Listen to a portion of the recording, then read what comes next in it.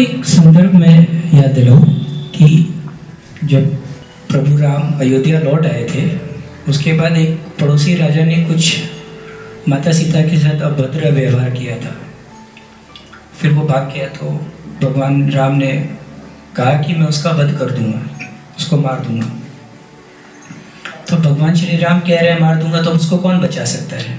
लड़ना तो संभव था ही नहीं, बचाना भी कोई संभव नहीं है। कौन बचाएगा उनको? स्वयं ब्रह्म नहीं बचा सकता। ये बात तो तय हो गई थी रावण को मारने के बाद। तो उनकी जो माँ थी, वो जो राजा थी, उसकी जो माँ थी, वो तो अपने बेटे को कौन मरना देख सकता है? तो उनके फिर एक तरकीब आई, वो तो हनुमान के पास गई। हनुमान तो राजी होंगे नहीं, क्योंकि उनको पता था। तो वो सबको पता है कि जो सबसे कमज़ोर पड़ी होती है ना, वो माँ होती है। तो वो हनुमान की माँ के पास गई, अंजनी माँ के पास गई। तो अंजनी माँ को उन्होंने बताया कि भाई ऐसी ऐसी बात है, तो मुझे मेरे पुत्र की रक्षा करनी होगी आपको। तो उनका पुराना कोई ऋण था, कुछ भी था। तो उन्होंने बताया ठीक है, मैं वचन देता हूँ कि मैं तुम्हारे पुत्र को नहीं मरने दूंगी। अब आप देखो, एक तरफ एक वचन दिया राम ने कि मैं उसका वध करूँगा, एक वचन दिया अंजनी माँ ने कि मैं तुम्हारे पुत्र की रक्षा करूँगा। तो अब रक्षा होगी कैसे? तो माँ ने फिर हनुमान को बुलाया, हनुमान को कहा कि भाई तुमको इस राजे को बचाना है, कि राम से नहीं मरवाना है, राम नहीं मार सके। तो अब माँ कह रही है, माँ की बात तो कौन टाल सकता है? माँ की बात तो टालना संभव नहीं है। तो बोला माँ वो तो ठीक है, लेकिन अब मैं बचाऊंगा कैसे?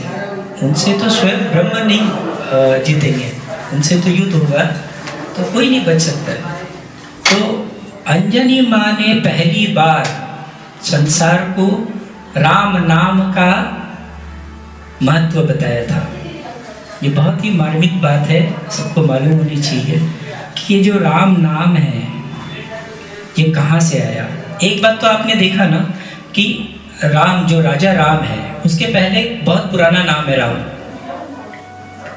राम एक बीज मंत्र है। बीज मंत्र आप लोग जानते हैं? बीज मंत्र जो है बहुत ही प्रभावशाली होते हैं। ज्यादातर लोग सिद्धियों के लिए इसका उपयोग करते हैं।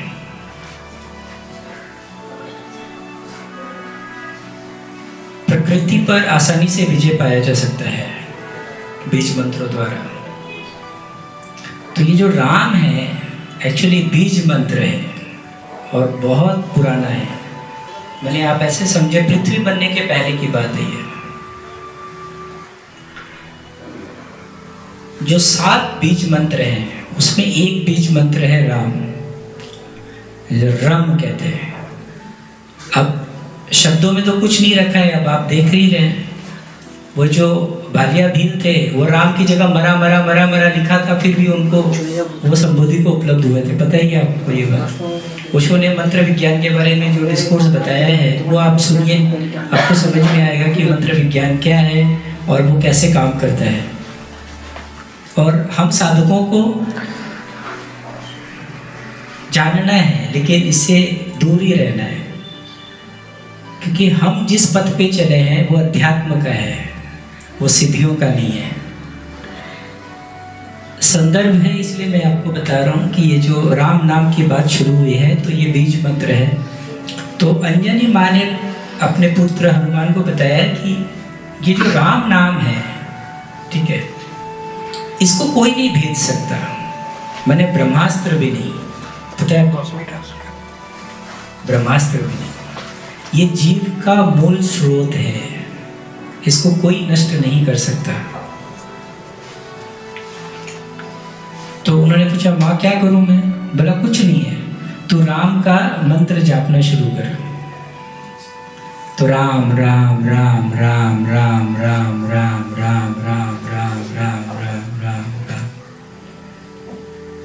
फिर उस राजा के पास गए, बोला मैं तेरा प्राण बचाऊंगा। फिर उसको अपने साथ रखे और ये मंत्र का जाप शुरू किया उन्होंने, राम राम राम राम।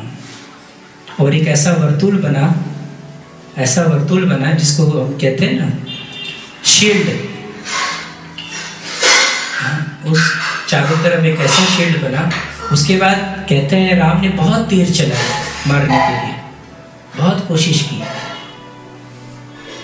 लेकिन वो शील्ड नहीं टूटा। राम के पास ऐसा कोई अस्त्र नहीं था जिससे वो शील्ड टूटा।